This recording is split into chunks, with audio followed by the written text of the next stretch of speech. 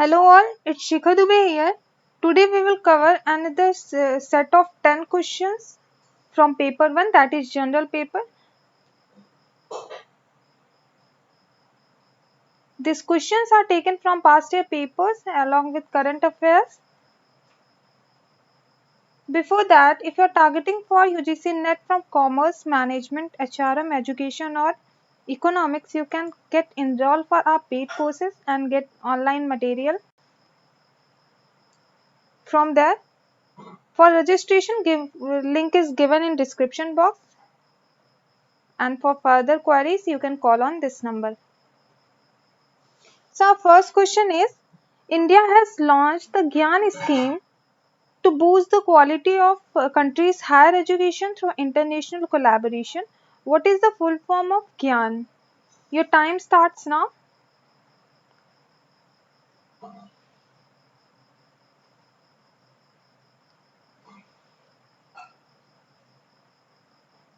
Time's up, and here right answer is GYAN. GYAN stands for Global Initiative for Academic Network, that is full form of GYAN. What is GYAN scheme? So GYAN scheme was launched by Ministry of Human Resource and Development in November 2015 by Smriti Irani and in IIT Gandhinagar. So what is the purpose of GYAN scheme, that is Global Initiative for Academic Network?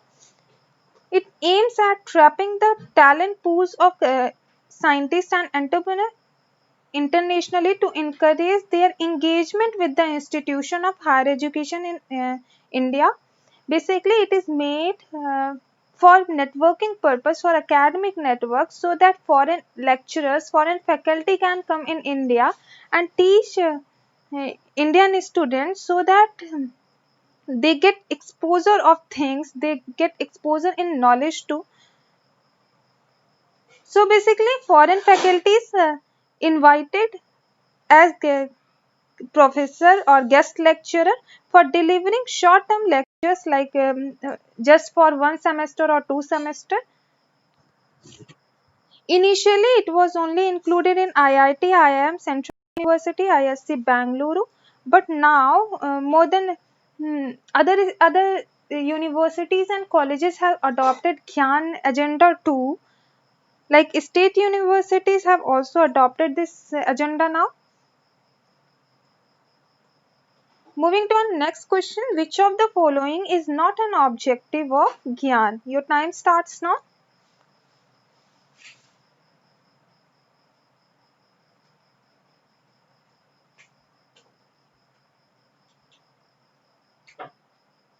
Your time's up, and here right answer is D.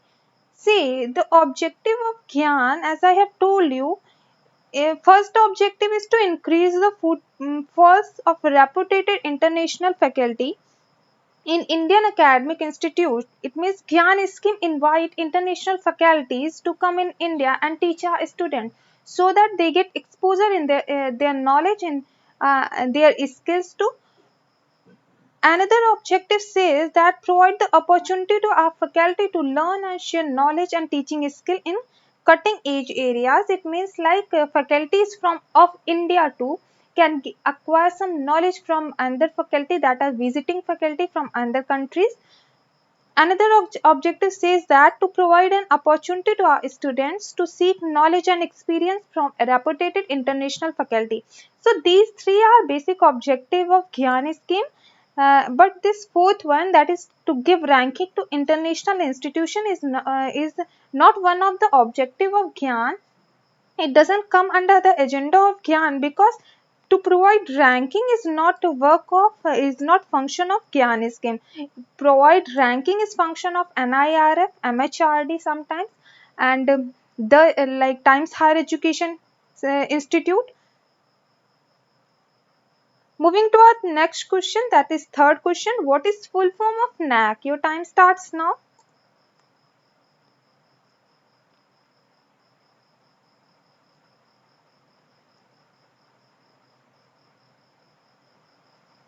Time's up, and here right answer is National Assessment and Accreditation Council. See, NAC, what is NAC? Everyone is well aware about the term NAC because it is most important topic, and even in our current affairs section too, if you are reading in any newspaper, you can come across this word, that is NAC. So NAC stands for National Assessment and Accreditation Council. What is NAC? So basically, NAC is is an organization that assesses and accreditates higher education institutes. Uh, it assesses the quality of higher education system. To measure the quality of higher education system, our University Grant Commission had made this body, that is NAC, so that they can rank university. They can give grading to university according to their infrastructure, their quality of education, and there are so many factors involved in NAC grading system. So the question asked from this motto section too, what are the motto of NAC? Motto of NAC is provide excellence, credibility and relevance in higher education system. NAC was founded in 1994. It is another important topic and the important section from which a question have been asked. So its headquarters is Bangalore. Moving to our next question, that is fourth question. Which of the following are statutory bodies? Your time starts now.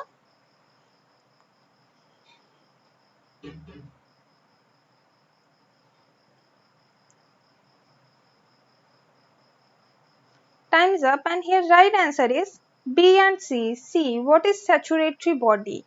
When Have you ever heard about constitutional and non-constitutional bodies? Constitutional bodies are the bodies in which about which constitution have some act. Constitution have been talked about that thing, that is like Election Commission of India, our Finance Ministry. There are so many commissions running under our constitutionary body. And the non-constitutional bodies include statutory body and non-statutory bodies. Statutory bodies are those which are organized like our University Grant Commission, which are made under some act. UGC has come under UGC Act 1956. In the same way, AICT Act is there. So these are basically made on the basis of some act, that is statutory bodies. That's why they call statutory body. Whereas non-statutory body is not based on some act, that is Niti Aayog. For example, Niti Aayog is not based on some act. So when we talk about non-statutory body, bodies like Niti Aayog come in our mind. But when we talk about statutory bodies, all those bodies that are enforced by some law, that is University Grant Commission, AICTE. Here, moving to our next question, which of the following statements are correct about distance education in India? Your time starts now.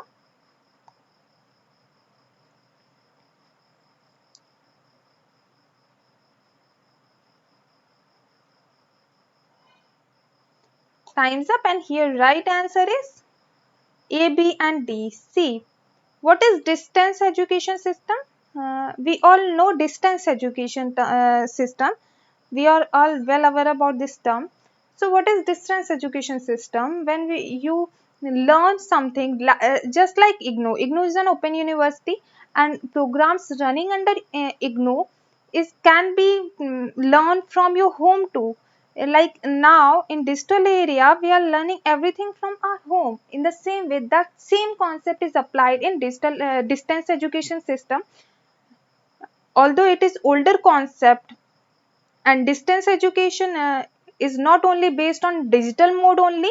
Distance education system based on some offline matter, some hard copy material, study materials also, like IGNOU provides us for their courses. So what are the objectives, what are the functions, like what are statements that is true about distance education system? First one is it supplement formal education system. Then it reduce cost of education.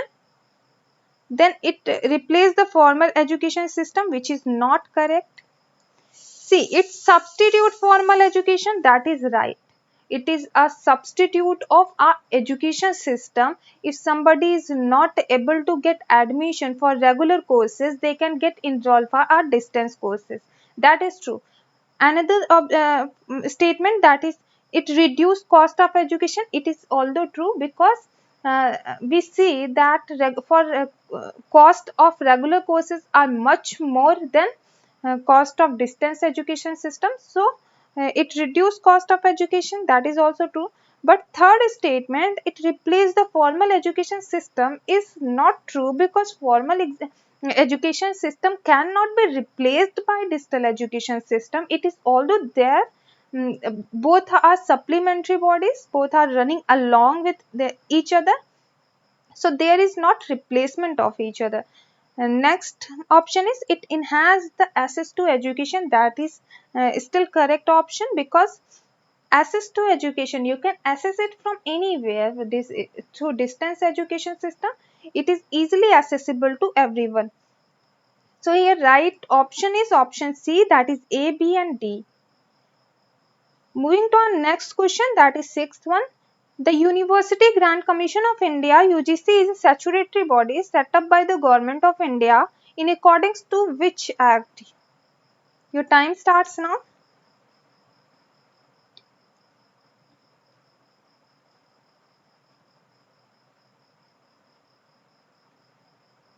Time's up, and here right answer is UGC Act 1956. This question have been asked, I think twice or thrice times in UGC NET examination. Reason क्या है? Reason is that कि UGC has made in 1953, UGC, that body, that is statutory body, but it was not statutory at that time. That was just a body, University Grant Commission, that has made on basis of Radhakrishnan Commission. But the act after is made after 3 years, that is 1956. So basically what people perceive, that the act might be in 1953-52, because if somebody has made in 1953, then there might be possibility कि उसका act जो है वो पहले बना हो, but it is not always true. UGC Act was made in 1956, so it is most important question. Moving to so let's discuss motto of our UGC, that is University Grant Commission. The motto is another important topic for NET examination, that is Gyan Vigyan Vimukte. Question have been asked about this too. Then, as I have told you, formation of UGC was in 1953. Its headquarters is in New Delhi, and it comes under Ministry of Human Resource and Development. Moving to our next question, which of the following is described as Magna Carta of Indian education system? Your time starts now.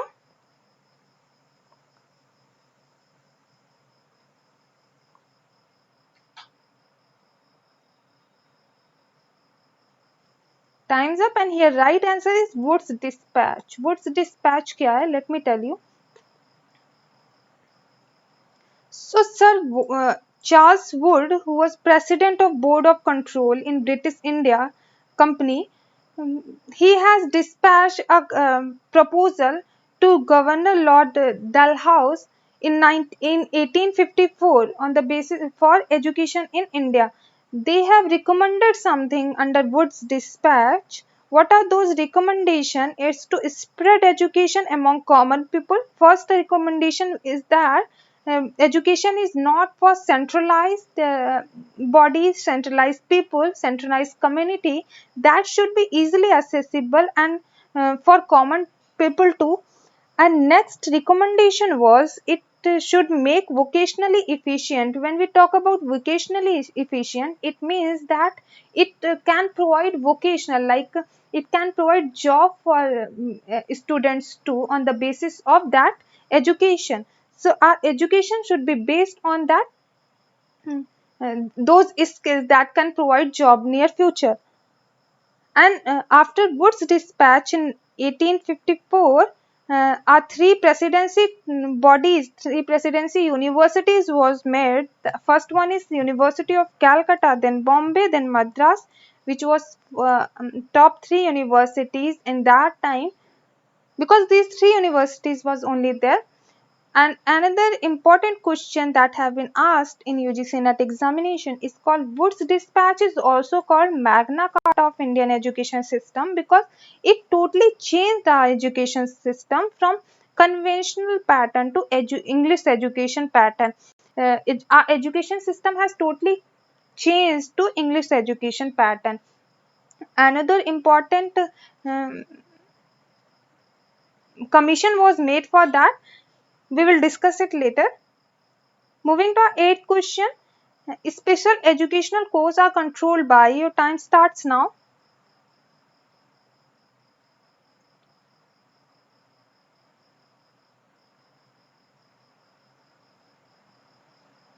Time's up, and here right answer is Rehabilitation Council of India. What is Rehabilitation Council of India? See, first let me tell you what is special education. Special education is provided to those students who have some special abilities. We can say which who have some disability. So disability is not appropriate term. I will suggest to use special category students for them, because they have something special, special qualities in terms of understanding things, in terms of behaving, in terms of gaining certain skills. So, a Rehabilitation Council of India was set up as a registered society in 1986 under RCI, Rehabilitation Council of India Act 1992.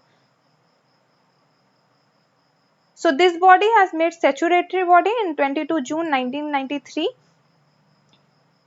So, Rehabilitation Council of India mandate give to RCI is to regulate the monitor services given to the person with disabilities, to standardize salary, and to maintain a central rehabilitation register for all qualified professionals and personnel working in the field of rehabilitation and special education.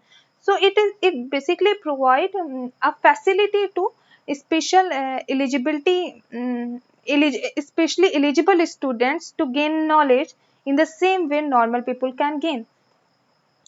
So students that come under that are considered disabled, what are disability comes under it? First one is blindness, then low vision, then leprosy, then hearing impairment, then locomotor disability, then dwarfism, then intellectual disability, mental illness, etc. These are the disabilities that comes under Rehabilitation Council of India. Moving to our next question, according to 2011 census report, difference between literacy rate of men and women in India is about, your time starts now.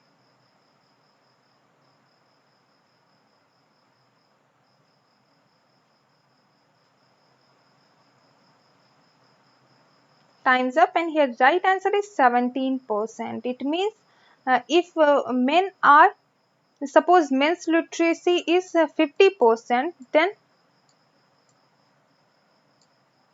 then women's literacy is 33%.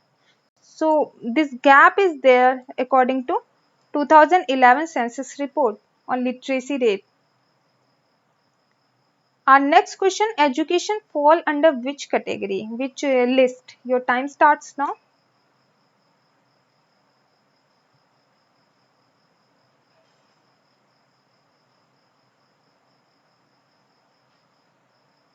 Time's up, and here right answer is concurrent list. Concurrent list means that education can be handled by state and central government both. Concurrent means both.